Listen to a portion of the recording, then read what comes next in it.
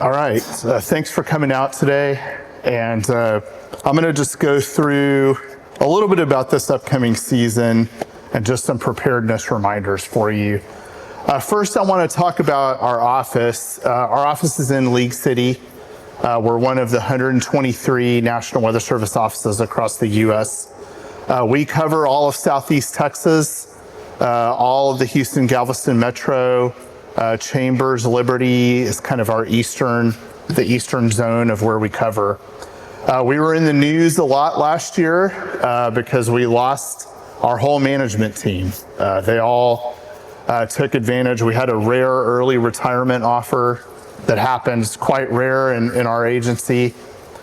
So we have a new management team. I am basically the office supervisor. If you knew Jeff Evans, I'm his replacement. And then we have a new warning coordination meteorologist, Jimmy Fowler. So if you worked with Dan Riley, Jimmy is Dan's replacement. We have a third management position that's still vacant. We're hoping to fill that later this year. As far as the rest of our staffing, I just hired 4 brand new meteorologists. 2 of them have already started, and I have 2 more starting at the end of June. So we're in really good shape there as we head into the peak of the season. So the big news coming into this season is we're moving into an El Nino. So we've been in a La Nina pattern the last year or so, and the La Nina is at the top there. And with La Nina, you see that stripe of water west of South America. With a La Nina, you have below normal temperatures in that zone, and it affects the weather all over the world. For our area, La Nina tends to bring us dry and very warm weather, and that's really what we had most of the winter and spring. We had pretty much our second warmest winter spring on record, and it was very dry. And as was just talked about, it's really turned around in the last month, and we've started getting a lot more rain. We're going into El Nino now, which is the picture on the bottom. That same swath of water becomes warmer than normal, and again, it affects the weather all over the world. For us, for the fall, winter, spring, we do tend to have a lot wetter and stormier than normal weather. So that's what we can fortunately or unfortunately look forward to following this hurricane season. But I'll talk a little bit about how it affects hurricanes. With El Nino, we tend to get fewer hurricanes in the Atlantic, the Caribbean, and the Gulf because you get more wind shear in the upper atmosphere. So when the storm tries to develop, it gets sheared apart, and it tends to limit the number of storms. Meanwhile, on the Pacific side, they get more storms than normal. In fact, the Pacific, they're already up to C. They're already up to Christina on the alphabet. So they've had a very early start to the season. This is our official prediction from NOAA. There's now about 30 groups that put out these forecasts. That's what I learned.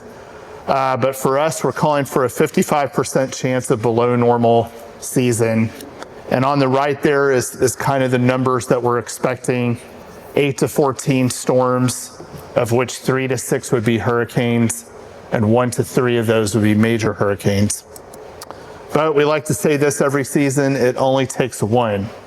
And I'm going to show you 2 examples of El Nino year hurricanes that affected our area, and that's why you need to be prepared. On this map is 2 hurricanes that both formed during below normal El Nino seasons. The one on the left is Hurricane Alicia.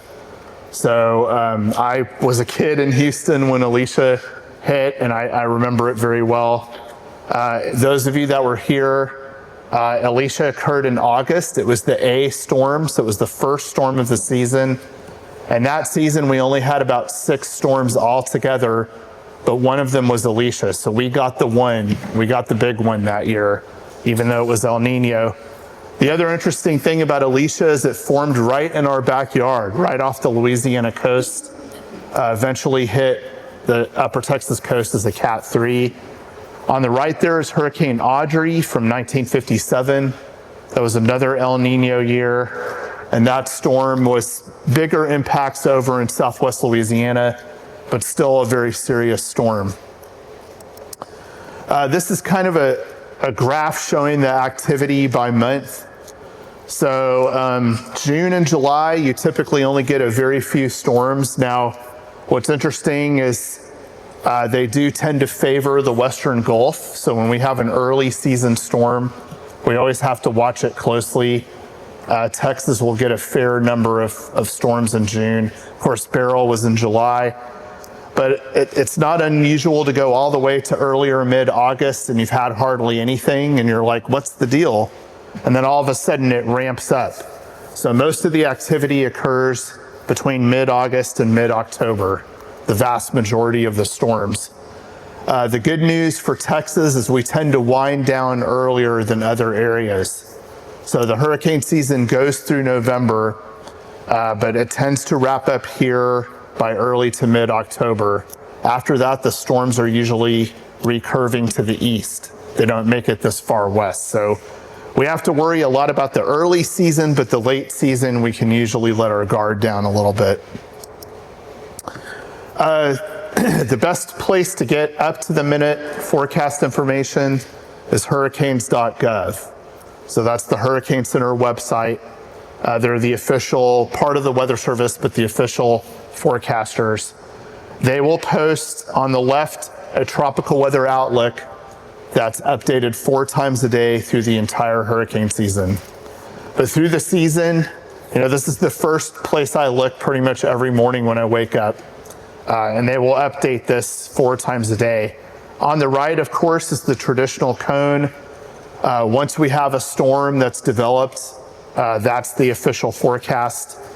One change that they're going to make with the cone graphic this year is they're going to start showing all the inland warnings. So one thing you have to remember about the cone is what it means is the center of the storm stays within that cone 2/3 of the time, but your impacts, your rain, your wind, your storm surge can extend well outside the cone. And especially once it starts, you can see that example there is Hurricane Milton. It's about 2 days from landfall, and the cone's starting to narrow quite a bit because the forecast gets more accurate closer to land. But you can see the watches and warnings go well outside the cone. So that's what you want to focus on, is that watch and warning area, because that highlights who is going to be impacted by the storm. So this is just a little bit zoomed in version. Again, they're going to highlight all of the inland watches and warnings now, which will be good. It's not unusual for, like, if a major hurricane hit the Texas coast, we could have hurricane warnings all the way up into East Texas. Not unusual to see that.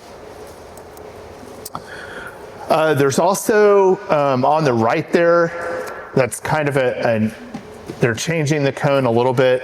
Next, they're going to test it out this year. It's a little bit bigger, and it accounts for when the storm speeds up or slows down, which the current one doesn't really do that. The nice thing about that one, though, is that instead of 2/3 of the scenarios, it captures 90% of the scenarios. So we may start using that one even this season, depending on the situation. Storm surge products. So there's really 3 things you can look at for the storm surge forecast. And this is really what evacuations are built around. So we say run from the water, hide from the wind. The evacuations are designed to get people out of the storm surge threat area. On the left there is the storm surge watch warning. That's issued when we expect storm surge of 3 feet above ground or higher. That's the threshold. In the middle there, we'll have a peak surge graphic where you can just look at a map and it'll highlight what the peak surge is. One thing to remember about Galveston Bay, especially if you have that if the storm tracks, the center tracks west of Galveston Bay, that water will just funnel right up the bay. So it's not unusual to see LaPorte, the upper parts of the bay, actually get higher surge than the island does. And we will, of course, be depicting that in our graphics. On the right is the potential storm surge flooding map, and that one is almost down to the neighborhood level. it's a footprint of the reasonable worst case scenario for where water's going to occur. So the decision making for law enforcement, emergency management, really rides on the arrival of tropical storm force winds. The idea is all the plans need to have been enacted, the evacuation's completed, and that's the point where it becomes unsafe to be on the roads anymore. So we depict that with two graphics that you can again find it'll be in our briefing, it'll be on the Hurricane Center website, the arrival time of tropical storm force winds. And there's two different types. The earliest reasonable captures, what's the very earliest that it would happen, the fastest model, the fastest scenario. And then on the right is the most likely. This is when we most likely think it'll happen. There's always a few hours difference. In this case, it's about a 12-hour difference. And that'll give you a depiction of when we think the tropical storm force winds will hit your area. Also on here, you see the wind speed probabilities. And for the probabilities, you want to focus on the trend. So the chance of hurricane force winds is usually going to be small, but it's the chance of a major damaging wind. So it's a big deal. So don't focus so much on the actual probability number, but focus on the trend.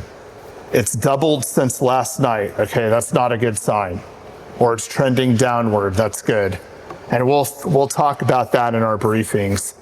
We'll talk about the trends and how much it's changed since the last forecast. The fatalities from tropical cyclones, we've really seen some changes here. So historically, storm surge was the biggest killer. But now with improved messaging, improved actions, improved coordination between all the partners, federal, state, local, as was talked about earlier, we've really reduced that storm surge death toll quite a bit. Now the biggest killer in hurricanes is actually inland rain, heavy rain that occurs over the land area. And of course, when you have the storm surge, the creeks and bayous can't drain out, so it enhances your flood threat.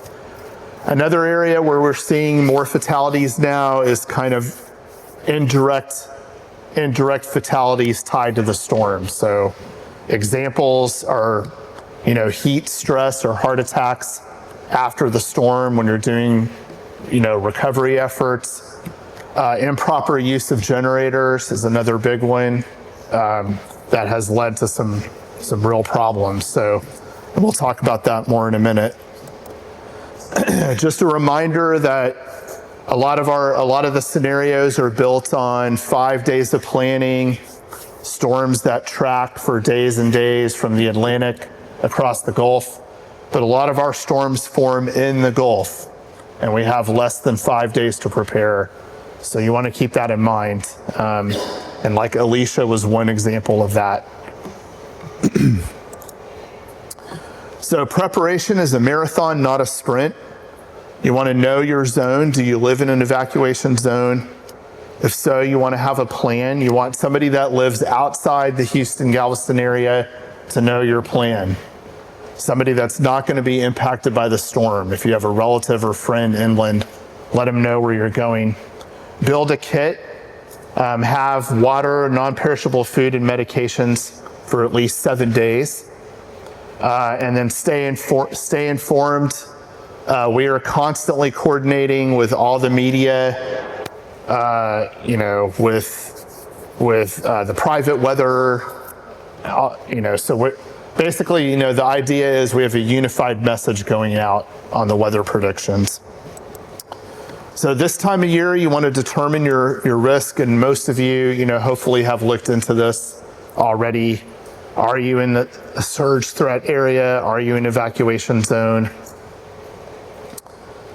And then assemble disaster supplies. So medicine, it's a good idea to get the 90-day refill at the beginning of hurricane season. Good thing to do.